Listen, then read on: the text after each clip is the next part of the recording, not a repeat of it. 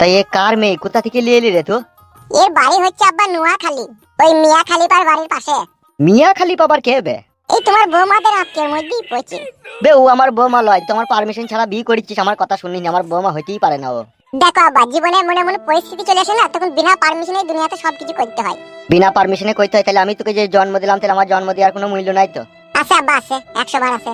তার জন্য তোমার বৌমা সকাল সন্ধ্যে তোমাকে 2 বার 3 বার চা করে খাওয়াবে, ভাত রেঁধে খাওয়াবে, পরোটা করে খাওয়াবে, আখের গুড়ের পায়েস করে খাওয়াবে। তো কাজ ভালো করিনি, কাজ ভালো করিনি।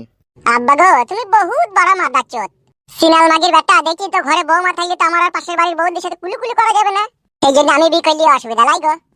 কি বে, তোমাকে গাল দিছিস?